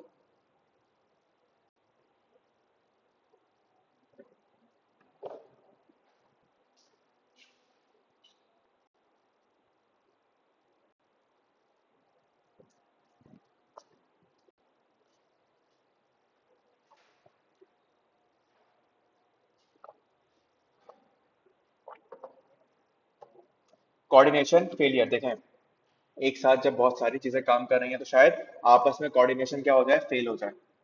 Black box decision, decisions, understanding why agents made specific choices can be difficult. एक वक्त में बहुत सारे डिसीजन लेने पड़ सकते हैं, तो इनमें से कौन सा डिसीजन बेहतर है, इसमें प्रॉब्लम आ सकती है। Security vulnerabilities autonomous systems can be targets for manipulation. अगर मुझे पता है कि आपका सारा डेटा इसके पास है, ये एआई है जो कि एक ऑटोमेटेड है, तो मैं क्या कर सकता हूँ, उसे जाकर हैक कर लूँ, मेरा सारा काम हो गया, मैं इसी से आपका डेटा निकलवा सकता हूँ। Ethical concern, who is responsible when agents make harmful decision. तो उस मूवी में भी अगर आप देखेंगे, आखिर में बनाने वाले पर यही केस हुआ था। आपने एक ऐसी चीज बनाई जिसकी वजह से, क्योंकि उस मूवी में बहुत तबाही हुई थी, उस एक रोबोट ने क्या किया था, एक और बनाया, देन उन दोनों ने मिलकर दो बनाए, चारों ने मिलकर चार, और ये कंपाउंडिंग करते करते उन्होंने बहुत सारे रोबोट्स बना लिए थे। फिर उन्होंने क्या किया, एक तरह की फौज बन गई थी, और सब अनकंट्रोलेबल थे, मतलब आर्मी उनके आगे नहीं कुछ कर पा रही थी, पुलिस कुछ नहीं कर पा रही थी। फिर आखिर में उसको रोका इस तरह गया, जो उनका मेन सर्वर था, मेन सर्वर क्या हुआ, बताएं, बस हमें भी हंस, हमें भी हंसना है, बताएं तो सही। तो ये रियल मूवी है, आप मतलब रियल मूवी,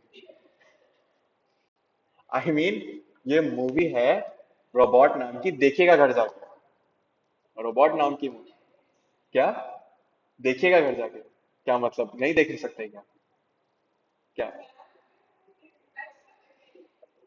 अच्छा मैच देखेंगे, अब क्या क्या फायदा होगा? मैच भी नहीं देखेंगे, मैच भी नहीं देखेंगे, मैच का शौक है आप लोगों को? नहीं, मैच का शौक नहीं है, अच्छी बात है, मुझे भी नहीं। क्या, क्या वक्त है मतलब,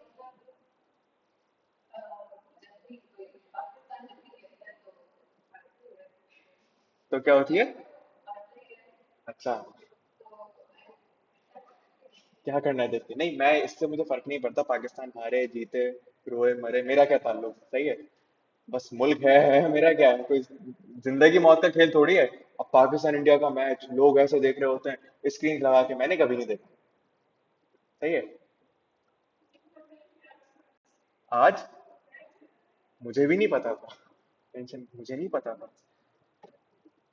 तो, तो क्लास में बच्चे आए थे, उन्होंने बताया सर 15 फरवरी आज। मैंने कहा, तो सर आपको नहीं पता आज मैच है? कहा, ओ अच्छा मैच है। तो जब पाकिस्तान इंडिया का वर्ल्ड कप भी हो, कुछ भी हो, मैंने नहीं देखा, मुझे नहीं पता होता।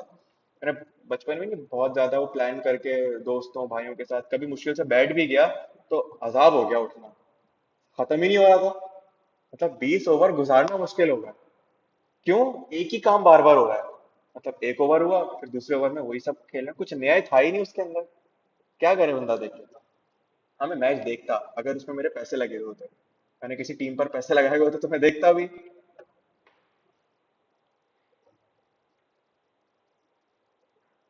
तो बताएं, अगर पैसे लगाने का ये ऑप्शन है, तो फिर हम लगाते हैं और देखते हैं यहाँ पे स्क्रीन लगा के।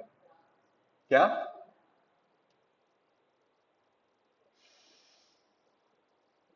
पैसे नाराज हो जाएंगे, ऐसे गंदी बातें नहीं करते पैसों को।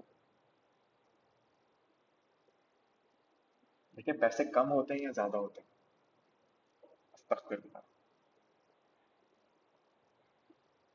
मजाक कर रहा हूँ, सीरियस होती है, नहीं नहीं बिल्कुल सही कह रहे हैं आप, आराम होता है, मैं कौन सा जुआ खेलने जा रहा हूँ, मैं भी ऐसे बता रही हूँ मुझे, जैसे मैं यहाँ से सीधा जुआ खेलने ही जाऊंगा।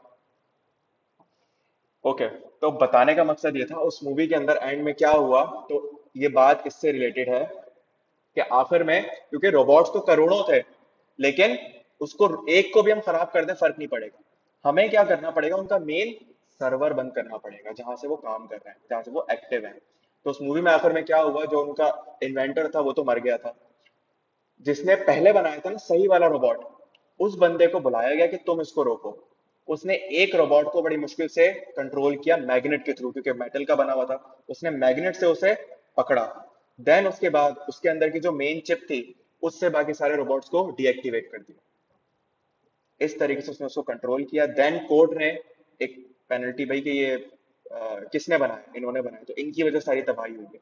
यहाँ पर भी यही मकसद है कि एथिकल कंसर्न सवाल किससे होगा, जिसने बनाया है। उस बंदे से सवाल किया गया कि क्या हरकत की है तुमने, उसने कहा देखो मैंने जो बनाया था उसे डिसमेंटल कर दिया था, ये जो खराब वाला बना था ये किसी और ने बनाया था, क्या सबूत है इस बात का?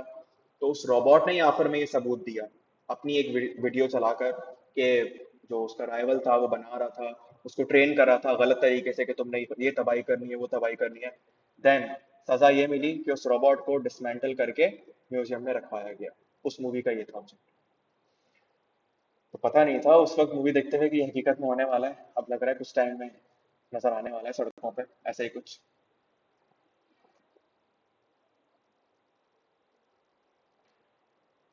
तो आरपीए क्या है basically? Robotic process automation.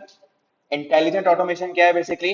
Worker plus supervisor making some decisions with guidelines. तो आरपीए में दिमाग डाल दिया तो क्या बन गया? Intelligent automation. और सेल्फ मैनेजिंग फैक्ट्री मतलब सारे काम खुद ही कर रहा है, ह्यूमन इंटरवेंशन की जरूरत ही नहीं है। Is basically agentic AI. समझ में आया मिस हाजरा? क्लियर हुआ आपको? ये स्ट्रक्चर समझ में आया? कोई बात इसमें जो नहीं समझ आई पूछ सकते हैं। मुझे समझ जी। तहरीम, हरमैन एंड क्लियर है? टेस्ट मिस हो गया आपका? मिस टू टेस्ट हो गया। डिस्कस कर लें थोड़ा सा जितना हो जाए।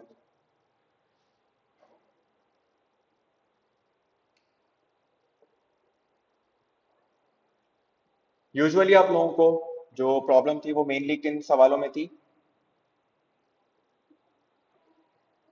नॉर्मलाइजेशन के अंदर। तो सबसे पहले हम नॉर्मलाइजेशन को डिस्कस करते हैं।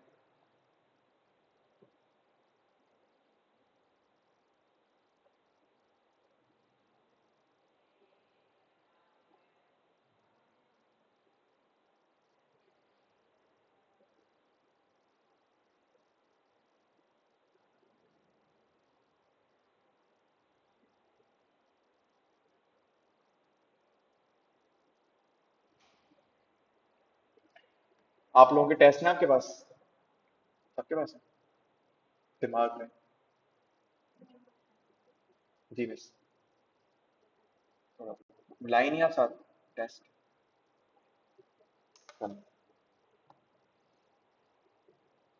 ओके।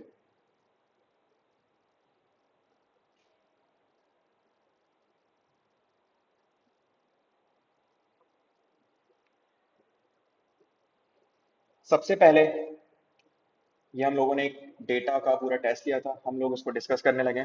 सबसे पहला एमसीक्यू था, hospital maintains patient records including structured data like admission dates and blood pressure readings and unstructured data like doctor's handwriting notes and MRI scans. This mix of information best highlights which category of data? जी, semi structured बिल्कुल ठीक। A data steward at a financial institution is responsible for ensuring that customers' address fields are updated consistently across the CRM and billing system. This activity is most directly related to which level of data governance? क्या? Technical या operational? सोचें क्या मसला है। Data steward का काम क्या है? डेटा स्टीवर्ड का काम है फाइनेंशियल इंस्टीट्यूशन के अंदर कि जितना भी डेटा है वो अपडेटेड रहे, कंसिस्टेंट रहे पूरे सीआरएम के अंदर, पूरे बिलिंग सिस्टम के अंदर। तो आपने इसका ऑप्शन क्या मार्क किया? टेक्निकल। सी ऑपरेशनल लेवल। ऑपरेशनल लेवल का काम।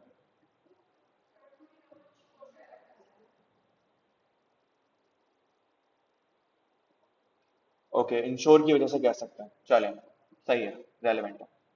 वरना मैंने इसका आंसर टिक किया था एज पर कि वो ये काम कर रहा है।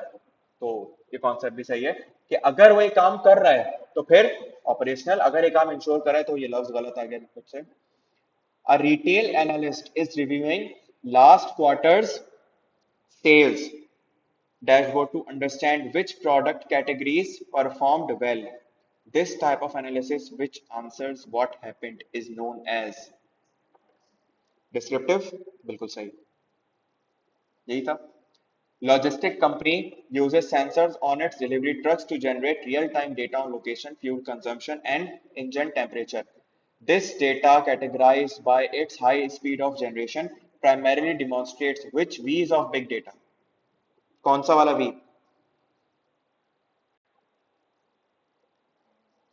हम्म?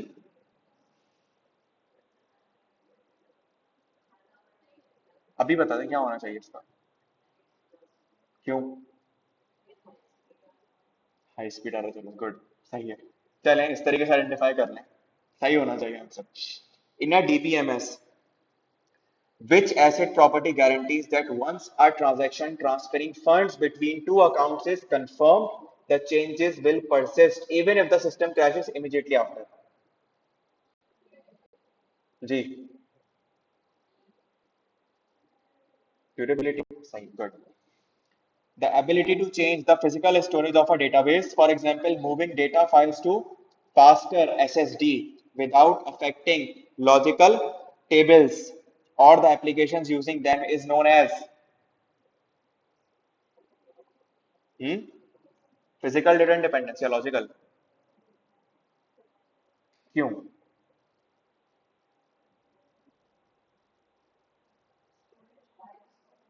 Exactly exactly. ये कॉन्सेप्ट ध्यान में रखिएगा फिजिकल डेटा क्यों क्योंकि हम चेंजिंग कहाँ कर रहे हैं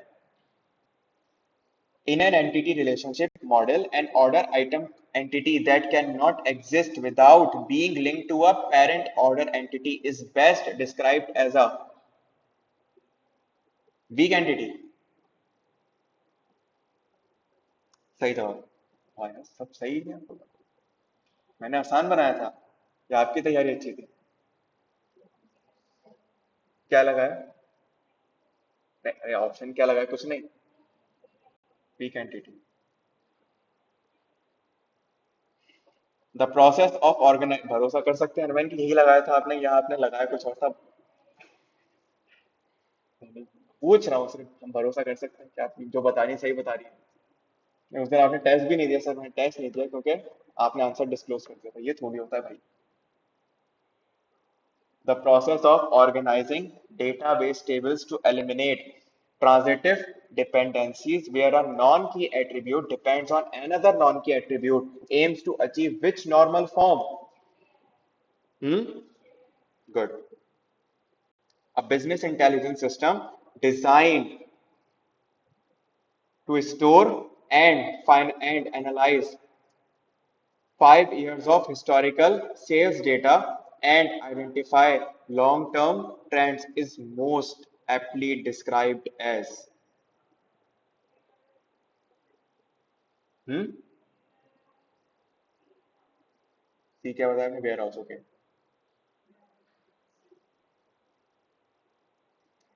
ETL process the phase where data from source systems is cleansed, standardized, and business rules are applied is known as transportation. हाँ transformation. C. In data warehouse schema, a design featuring a central fact table for sales connected directly to denormalized dimension tables for product, time and store is called a. ये तो भूल ही नहीं सकते हम. कैसा ये तो इसने हमें परेशान किया था. स्टार बोल रहा है अजीब शेप को. Which of the following is a key characteristic that primarily distinguishes an object oriented from a RDBMS? कौन सी की कैरेक्टरिस्टिक है? हम्म. बी. सी. बी. अभी बता दो.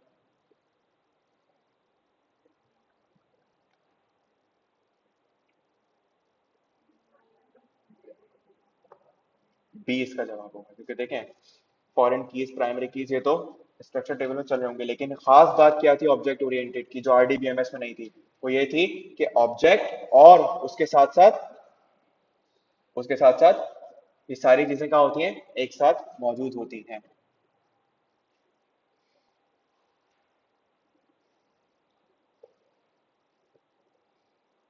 Then, a company's data governance policy classifies employee salary information as restricted and customer email addresses as confidential. This practice is part of जी. क्यों?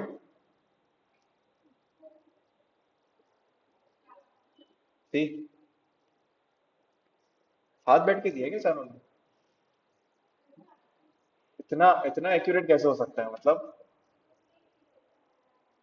MCQ easy हो जाता है. क्या होता है? नहीं, मुझे एमसीक्यूज मतलब मुझे नहीं, वैसे बात करो, एमसीक्यूज में कॉन्सेप्ट चाहिए होता है प्योर। लिखने के लिए तो कहानियां कुछ भी लिख दो। एमसीक्यूज में प्योर कॉन्सेप्ट चाहिए होता है, 2 लाइन में कॉन्सेप्ट टेस्ट होता है, वो आप लोगों से सही हो रहा है। बड़ी बात है, माशाल्लाह माशाल्लाह, अल्लाह बुरी नजर से बचे। पेपर में भी ऐसे ही ठग अटक सब सही लगाता है। Okay, a manufacturing firm uses big data analytics to examine sensor logs and maintenance reports to predict when a machine is likely to fail. This application is an example of hmm? A, B.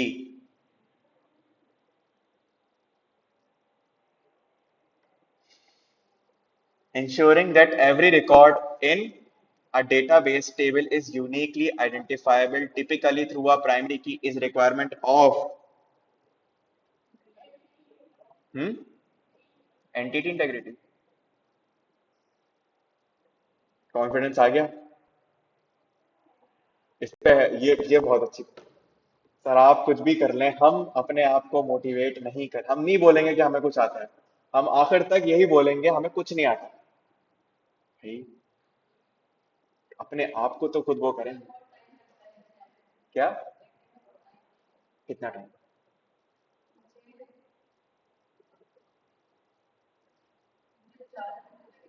पूरा test करने में? सही है। हाँ जी, सही है। अभी 4 घंटे हुआ है ना, पेपर में 3 घंटे में हो जाएगा। मैं कह रहा हूँ ना हो जाएगा, मान ले कुछ बात मेरी भी। अभी 4 घंटे में पूरा हो गया, पेपर में 3 घंटे में हो जाएगा।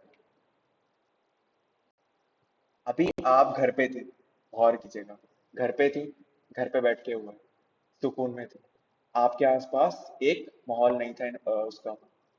ये फर्क होता है, जब आप वहां पर बैठेंगी तो आप 3 घंटे में ये टेस्ट करके उठ जाएंगी पूरा। मकसद क्या है? होना चाहिए, ये नहीं हो कि मुझे 6 घंटे लग रहा है। अगर मुझसे 1 घंटा ज्यादा लग गया कोई बात नहीं, 3 घंटे में चले पूरा नहीं होगा, 90 नंबर का तो हो जाएगा ना। बात समझ में आ रही है? लेकिन करना पूरा है, ये नहीं सर 50 नंबर का हो गया बस, इतना ही करना था। क्या? एक बंदा मुझे मिलता बताता मैं 60 नंबर का पेपर करके आया, मेरा पास हो गया, अब बताया मैं क्या बोलूं। ट्रॉमेटाइज करने के लिए होते हैं ऐसे लोग। होता है कैसे पास वैसे?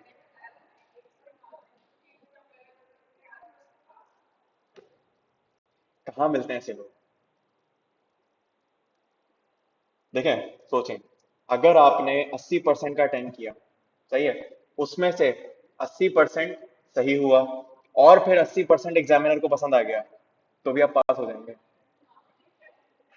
करा था ट्राई?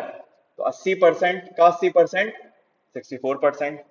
सही है, 64 का 80% एग्जामिनर को पसंद आ गया, तो 50 समथिंग परसेंट, 51%, तो भी आप पास हो जाएंगे। ये अच्छा, अब हम आते हैं क्वेश्चन नंबर 5 पे, पार्ट बी, डेटाबेस नॉर्मलाइजेशन।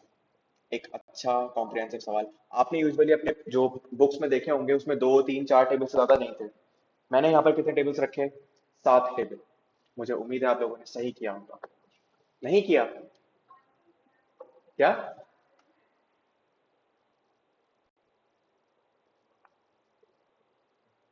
मैं इसका आंसर आपको भेज दूंगा अभी ग्रुप पे, लेकिन मैं इसके साथ अब ये वाला सवाल अभी डिस्कस करूंगा। ठीक है? आंसर इसी फाइल में नीचे है मौजूद।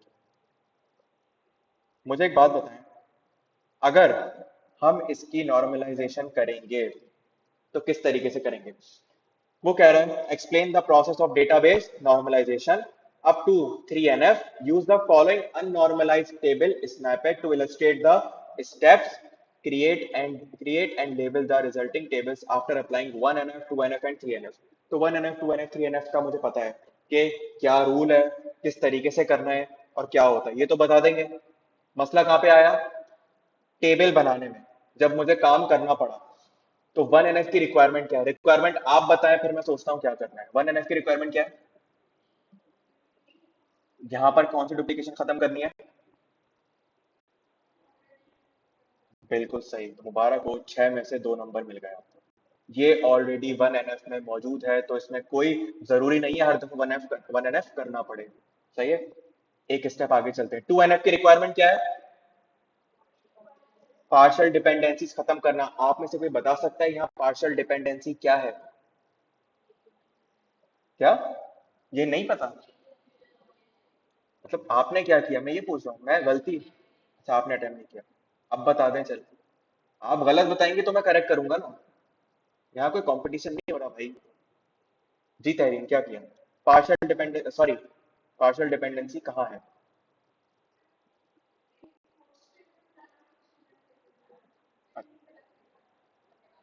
आपने बना दिया?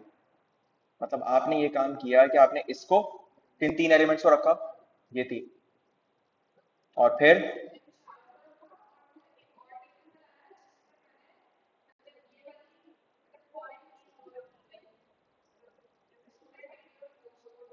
सही है। आपने टोटल तीन टेबल्स बनाए। बाकी लोगों ने इसी तरीके से, कि एक ये बनाया, एक ये बनाया, और एक के अंदर इन दोनों की प्राइमरी कीज को लिंक कर दिया। जी हरमैन, क्या? अरे बताएं तो क्या किया।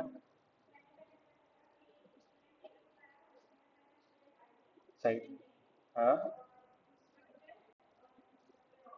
ठीक है। और ये जो डिपार्टमेंट, कोर्स आइडिया और कोर्स नेम, इनको अलग कर दिया। अच्छा, खैर ये बिल्कुल सही किया जो आप दोनों ने किया। सेकंड एनएफ इसी तरीके से बनेगा। अच्छा, आपने क्या गलती की? आपने इसको, स्टूडेंट नेम को और इंस्ट्रक्टर इंस्ट्रक्टर ऑफिस को साथ रखा, ऐसा ही है? मुझे एक बात बताएं, लॉजिकली सोचकर, इंस्ट्रक्ट जब मैंने इनको साथ रखा, मैं अज्यूम करता हूं मैं इनको यहां पर साथ रखता हूं, स्टूडेंट आईडी, स्टूडेंट नेम, और क्या था, इंस्ट्रक्टर, और इंस्ट्रक्टर का, आप मुझे एक बात बताएं, यहाँ पर प्राइमरी की क्या है या फॉरेन की? फॉरेन यहाँ पर की है क्या इस टेबल के अंदर, जो दूसरे टेबल से जाकर लिंक हो रही होगी? आपने किसको सोचा? बताएं। Student name, ID, good. ID क्यों? की खास बात क्या है, वो क्या होती है? यूनिक। नाम यूनिक हो सकता है? नहीं सर, तहरीम नाम की दो लड़कियां पॉसिबल है, हरमैन नाम की तीन लड़कियां पॉसिबल हैं, नूर नाम की चार लड़कियां पॉसिबल है, मुनीब अख्तर एक ही है। सॉरी, मैं ये नहीं बोलूँ, टेंशन ना। सही है। तो बताने का मकसद ये है सर, नेम हो सकते हैं, आईडी सबकी यूनिक है। अगर एक तहरीम है, दूसरी तहरीम आएंगी, तो क्या होगा, उसकी आईडी मुख्तलिफ होगी। तो ये है बेसिकली यूनिक आइडेंटिफायर। तो अल्टीमेटली पार्शियल डिपेंडेंसी खत्म करने का मकसद क्या है? सारे एट्रीब्यूट्स किस पर डिपेंड कर रहे हो, यही करना है। जब आपने कहा स्टूडेंट नेम डिपेंड कर रहा है, मैंने कहा गुड, सही किया। आपने कहा इंस्ट्रक्टर डिपेंड कर रहा है स्टूडेंट आईडी पर या स्टूडेंट नेम पर, किसी पर भी, वो फिर थर्ड एनएफ में हम आगे चलेंगे। सवाल, क्या इंस्ट्रक्टर डिपेंड कर सकता है स्टूडेंट आईडी पर?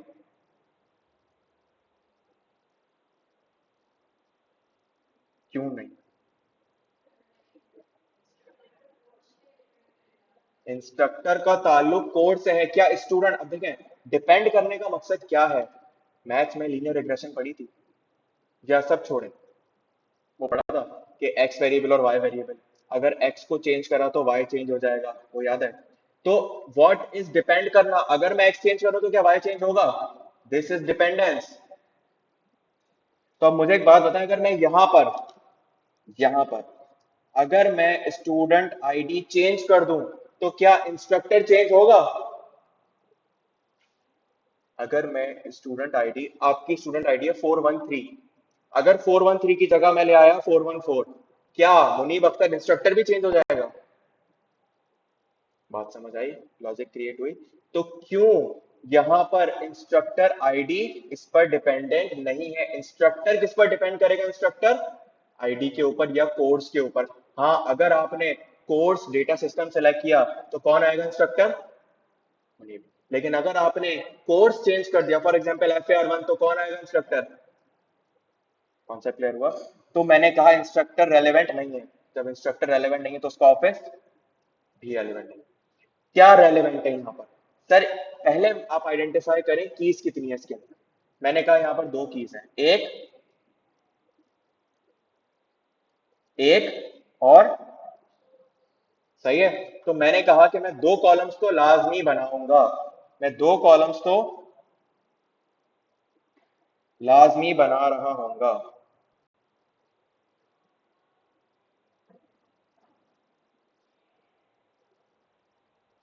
एक कॉलम में क्या होगा, स्टूडेंट की आईडी, और एक टेबल में, सॉरी, दो टेबल लाजमी बना रहा हूंगा, एक में होगा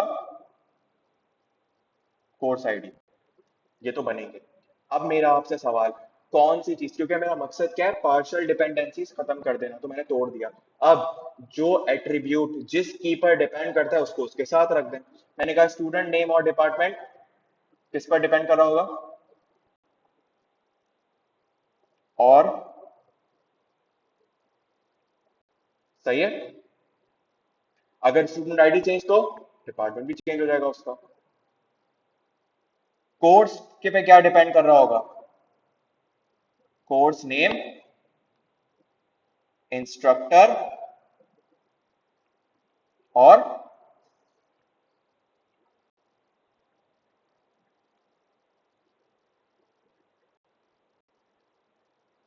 सही है, पार्शियल डिपेंडेंसी खत्म हो गई। 2NF के अंदर आपने ये वाला काम कर दिया तो आपको 2 नंबर और मिल गए, 4 नंबर हो गए, 6। तीसरा स्टेप क्या है, 3NF। 3NF की रिक्वायरमेंट क्या है, मतलब क्या होना चाहिए। ओके, कोई और लफ्ज, मैंने एक और लफ्ज यूज किया था इसके लिए, आप लोगों ने दो लफ्ज बता दिए, एक ही पर सिर्फ डिपेंड कर रहे हो, और ट्रांजिटिव डिपेंडेंसी, एक और लफ्ज। गुड, एक और कीवर्ड मिसिंग है, इनडायरेक्ट डिपेंडेंसी खत्म करना। डायरेक्ट डिपेंडेंसी होनी चाहिए, तो ये लफ्ज ध्यान में रखिएगा बस सारे। तो बिल्कुल कॉन्सेप्ट बिल्कुल क्लियर है। अब मुझे आप लोग बता सकते हैं यहाँ पर क्या मसला है 3NF का।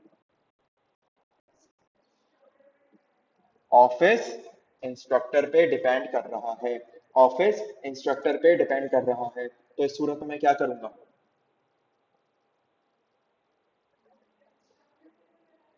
मैं एक ऑफिस टेबल अलग कर दूं, या इंस्ट्रक्टर, कुछ भी नाम दे दें इसको, कुछ भी नाम दे दें, और वहां पर क्या आएगा, वहां पर क्या आएगा, इंस्ट्रक्टर,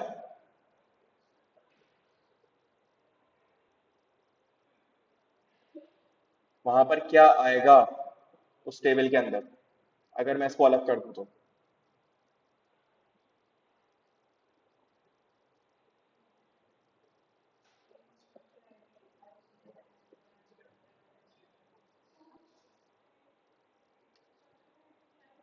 कोर्स आईडी में,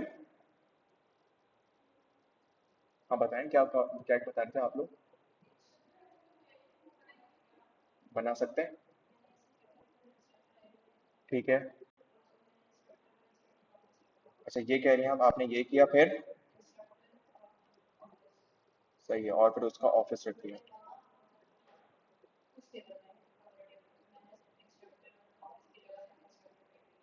ठीक है। तो मैं मतलब आपने ये किया होगा, कोर्स आईडी प्लस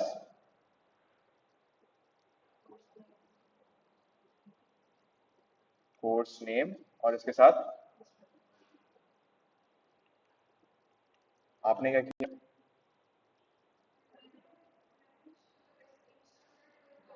ये आ गया अलग से इंस्ट्रक्टर टेबल, इसमें क्या क्या कॉलम्स रखे हैं आपने,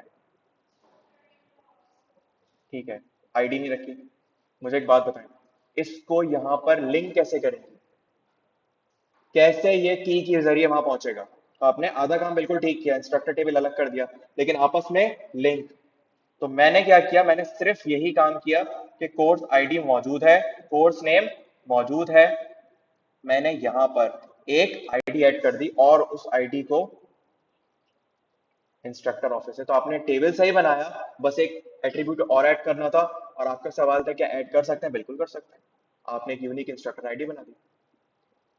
समझ में आया, जी हाँ भाई। 3NF में क्या क्या बनाया तो है, ये जो आप अपनी गलती छुपाती है ना, बहुत गलत करती हैं।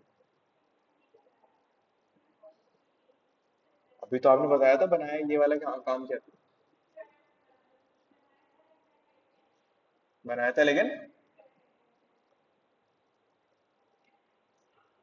कट करो तो कितने नंबर मिलेंगे? कुछ नहीं बनाया तो।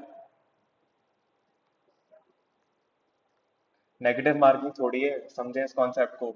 गलत लिख के आ जाएं, लिखें तो सही। Something is better than nothing. Zero नहीं मिलेंगे आप लोगों को। सॉरी, जीरो से नीचे नहीं जाएंगे, जीरो ही मिलेंगे, इससे ऊपर मिल जाएंगे। ये बात ध्यान में रखें। अगर काट दिया तो जीरो, अगर कुछ गलत लिख दिया तो भी जीरो। लेकिन चांस है अगर वो तुक्का लग गया तो 10 नंबर भी मिल सकता है। ये भी तो सोचें। अब इनको भी लग रहा है मैंने तो सब गलत बनाया और देखें 6 में से 5.5 नंबर मिल गए। और फिर कहीं क्या, मैं तो 5.5 देता अगर मैं एग्जामिनर होगा।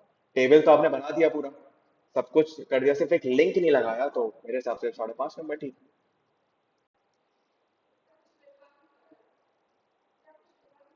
ना कुछ लिखा भी है आपने, फिर भी आपको लगता है मुझे कुछ नहीं आता। क्यों? ऐसा क्यों है? यहाँ तक कोई सवाल क्लियर हुआ? मैं इसका आंसर आप लोगों के साथ शेयर करूंगा, क्योंकि इसके अलावा जितनी चीजें हैं वो लिखने वाली चीजें।